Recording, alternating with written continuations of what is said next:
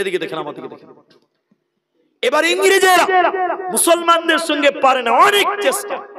মুসলিমরা ইংরেজের একটা আলোচনায় বসলো যে মুসলিমদের সঙ্গে পারি না কেন, কেন পারি না। ওরা আলোচনা করে গবেষণা করে করে করে করে বলল ওদের পণ্ডিত যারা, যে যতদিন মুসলমানদের কাছে কোরআন থাকবে অতদিন মুসলমানদেরকে বেকানা। আহারে কথা বলে না। মুসলমানদের কোরআন যতক্ষণ থাকবে মুসলমানকে কেউ পিছোতে পারবে না। তো ইংরেজরা তখন বলেছিল চল আজ থেকে কোরআন কিনো, পুড়িয়ে দাও, জ্বালিয়ে দাও, ছাড়খাড় করে দাও। যেদিন একটাও কোরআন থাকবে না মুসলমান এমনিতেই কাবু হয়ে যাবে। ভাই আমার দিকে তাকান, একটা ইংরেজদের বেঈমান দালাল, আমার মতো লম্বা পাঞ্জাবি আর লম্বা লম্বা দাড়ি, বুঝতে পারছেন কিনা, মুলবি হয়ে গেছে। কি হয়েছে কিন্তু আসলে কি মুলবি না ডুপ্লিকেট মাল? শালা ডুপ্লিকেট মাল ওটা। এই মুলবি সেজে আপনাদের এলাকায় কাচনে মাদ্রাসা আছে না, চিপি কাচন না কোথাও একটা মাদ্রাসা আছে, আমি এসেছিলাম একবার।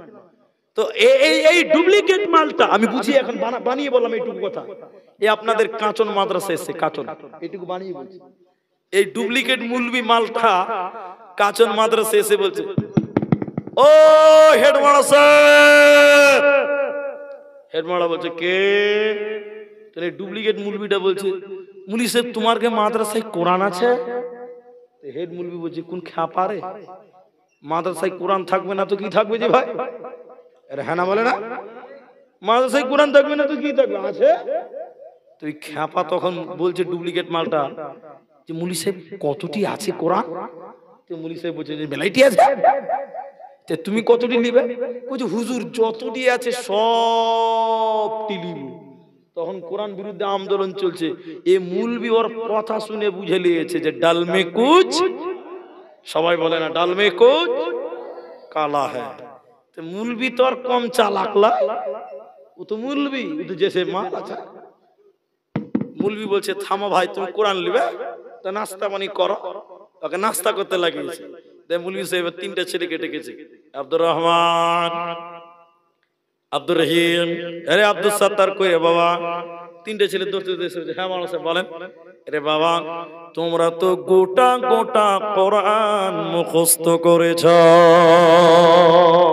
হাফেজরা কোরআন মুখস্থ করেই করে না? আরে বাবা এই যে লোকটা বিদেশি মেহমান কোরআন নেওয়ার জন্য এসেছে, তোমরা তো গোটা গোটা কোরআন মুখস্থ করেছ। এরে বাবা আব্দুর রহমান তুমি 1 থেকে 10 পারা শুনিয়ে দাও। এরে আব্দুর রহিম 11 থেকে 20 পারা শুনিয়ে দাও। এরে আব্দুল সাত্তার তুমি 21 থেকে 30 পারা শুনিয়ে দাও। ওই নাস্তিক বেঈমানের সামনে যখন এই তিনটে ছেলে বিসমিল্লাহ থেকে শুরু করে মিনাল জিন্নাতি ওয়াল নাস বলেছে, এই বেঈমান বসেছিল দাঁড়িয়ে মাথায় হাত দিয়ে কালেমা পড়ে ঈমান এনে বলল আমাদের আলোচনা হয়েছে কোরআন কিনো, পড়িয়ে দাও, জারিয়ে দাও। যতদিন মুসলমানদের কোরআন থাকবে তাদের সঙ্গে পারবো না, কিন্তু আমি এখন মুসলমান আল্লাহর কসম করে বলছি মুসলমানদের কোরআনকে আলাদা করা সম্ভব হবে না, হবে না, হবে না। তার কারণ পৃথিবীতে এখন কোটি কোটি মিলিয়ন মিলিয়ন লক্ষ লক্ষ কোরআনের হাফেজ আছে, অতএব কোরআনকে মিটানো সম্ভব হবে না। একজন দার্শনিক, একজন ইসলামিক পণ্ডিত, ইসলামিক গবেষক এই রকম কোরআন মানুষকে দেখিয়েছিল। সবাই একবার দেখেন কোরআনটা, এই রকম কোরআন একবার দেখিয়েছিল। দেখানোর পর এই কোরআনটা এই রকম দেখিয়ে বন্ধ করে দিয়ে তিনি বলেছিলেন বলো বলো বলো তোমরা কোরআনটা কেমনে দেখলে, কেমন দেখলে তোমরা বলো। সবাই তখন বলল সাদা কাগজে কালো কালিতে লেখা আছে।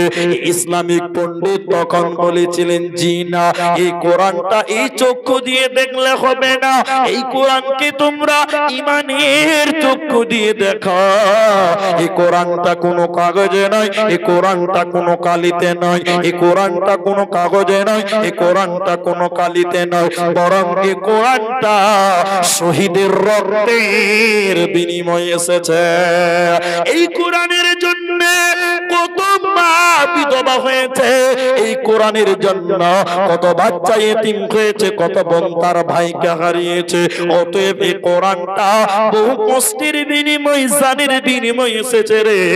তাই আমার আল্লাহ বলেন, যদি তোমরা মুত্তাকি হবে তো শুনে নাও, ওয়াল কিতাব বামানা, আমার যত কিতাব আছে রে, যেমন ধরেন কোরআন, এই কোরআনের উপরে তোদের ঈমান রাখতে হবে যদি তোমরা মুত্তাকি হতে চাও। কিন্তু এই আমাদেরকে দেখেন, এখন মানুষের কোরআন ওয়ালাদের দেখলে ভালো লাগে না, ঠিক কিনা যেটা বলে? এবার আপনারা মুখ খুলবেন না নাকি ভাই? এখন মানুষের মুলবি দেখলে গায়ে চুলকানি শুরু হয় কিছু লোকের, আছে না? নাই ভাই, আছে, মানে এখানেও আছে। মুলবি যদি রাস্তাতে একটু জোরে হাঁটে তো কিছু কিছু লোক কি আর কি করবে, চুলকাবে, ওরা বলবে মুলি সাহেব পরের বারে দাওয়াত আছে না কি, খুব তাড়াতাড়ি যেছেন যে বলেন। মুলবি এখন জোরে হাঁটতেও পাবে না। এবার মুলবি যদি একটু আস্তে হাঁটে তখন আবার বলবে মুলি সাহেব পরের বাড়ি লাই বেশি খেয়ে এলেছো নাকি, হাঁটতেই যে পারো না।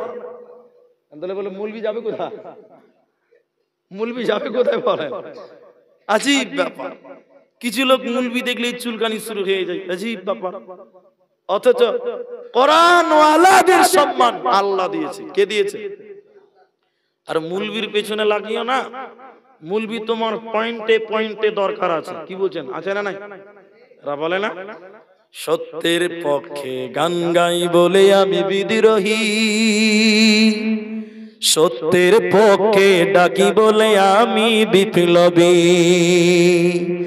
কোরআনের কথা বলি তাই বলে আমাকে মৌলবাদী, জিহাদের কথা বলি তাই বলে আমাকে জঙ্গিবাদী। আমি বিদ্রোহী, বিদ্রোহী বিপ্লবী মৌলবাদী, কেন জঙ্গিবাদী? বিদ্রোহী বিপ্লবী মৌলবাদী, কেন জঙ্গিবাদী? জন্মের পরে নানি আজান কি দেয়নি, তুমি মৌলবাদী ছাড়া হওনি, ঠিক কিনা যারা বলে? জন্মিয়েছিল কানে আজান দিয়েছিল কে?